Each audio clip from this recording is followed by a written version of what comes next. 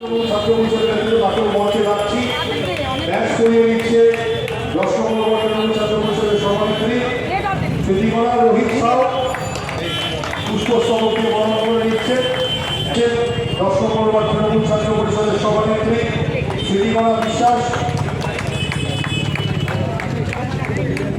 আমি সরাসরি আমাদের অত্যন্ত কাছের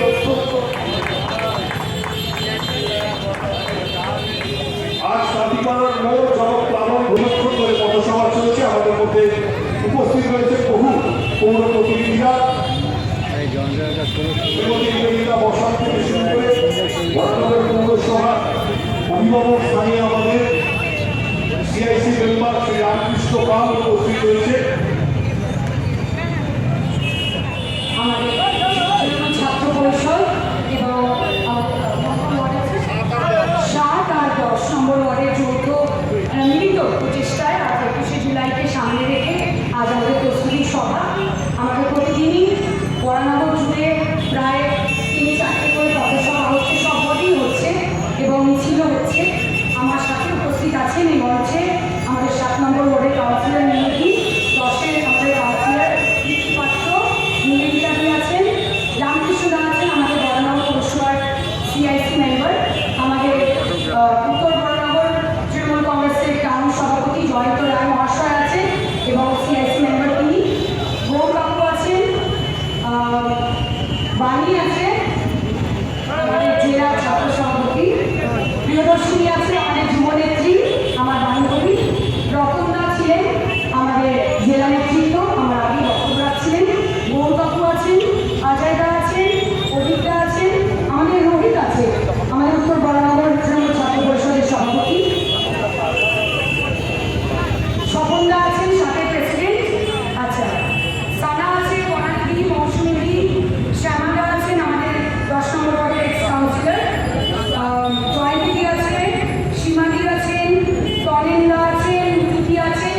কারো নাম যদি ভুলে গিয়ে থাকি তাহলে সরি, আর কারো নামের পাশে যদি দিদি বা দাদা না লাগিয়ে থাকি তাহলে সরি, ওটা আপনারা রাখিয়ে দেবেন আমার।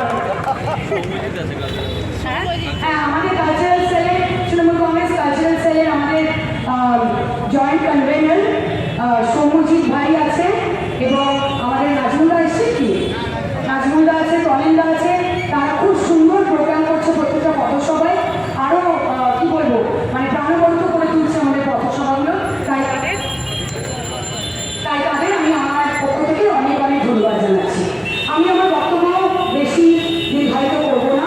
নতুন করে আমাদের তৃণমূল কংগ্রেসের কর্মীদের উজ্জীবিত করার জন্য 21শে জুলাই নিয়ে আলাদা করে কিছু বলার নেই, কারণ 21শে জুলাই আমাদের তৃণমূল কংগ্রেসের কর্মীদের কাছে কোনো সাধারণ দিন নয়। তৃণমূল কংগ্রেসের কর্মীদের কাছে 21শে জুলাই মানে আবেগ, 21শে জুলাই মানে লড়াইয়ের দিন, 21শে জুলাই মানে প্রতিবাদের দিন, আত্মবলিদানের দিন, আত্মসম্মান রক্ষার দিন। আমরা সকলেই ইতিমধ্যেই অবগত যে 1993 সালে তৎকালীন যুব কংগ্রেস সভানেত্রী মমতা বন্দ্যোপাধ্যায়ের নেতৃত্বে তারা আন্দোলনের ডাক দিয়েছিলেন, মহাকরণ ঘোড়ায় ডাক দিয়েছিলেন। তাদের ইস্যু কি ছিল? ইস্যু ছিল নো আইডেন্টিটি নো ভোট, মানে সচিত্র পরিচয়পত্র না থাকলে ভোটাধিকার প্রয়োগ করা যাবে না। তাদের তো ইস্যুতে কোনো মানে ইমপ্র্যাকটিক্যাল কিছু ছিল না। আমাদের গণতান্ত্রিক দেশ, তো এটাই তো হওয়া উচিত, ভোটাধিকার প্রয়োগ করে মানুষ নিজের ভোট দেবে এবং নির্বাচিত করবে জনপ্রতিনিধিদের, এটাই তো হওয়া উচিত।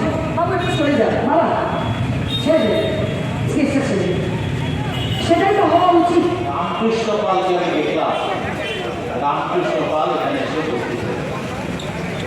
সবার শুরুতেই বলি আজকের এই অনুষ্ঠানে সঞ্চালক অভিক পাত্র এটা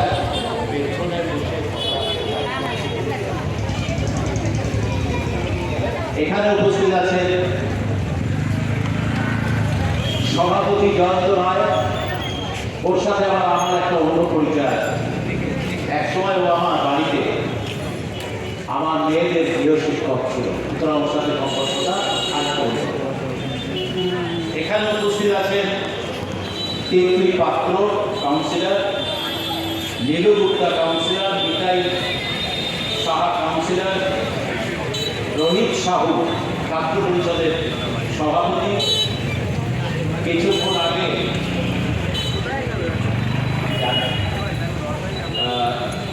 আগে যিনি বক্তব্য রাখলেন গৌর জানা, এখানে উপস্থিত আছেন বিশিষ্ট নেতৃত্ব অজয় গুপ্তা। আর রামকৃষ্ণ পালের পরিচয় আলাদা করে আমি দেব না। রামকৃষ্ণ পাল কখনো কাউন্সিলর, কখনো সিআইসি, কখনো বরণগড়ের সভাপতি, ইত্যাদি ইত্যাদি ইত্যাদি অনেক। আমার মনে আছে একসময় বরানগরে অমর ভট্টাচার্য বলে কংগ্রেসের একজন প্রার্থী ছিলেন, খুব নামী প্রার্থী, তাকে জোর করে হারিয়ে দেওয়া হয়েছিল। মমতা বন্দ্যোপাধ্যায়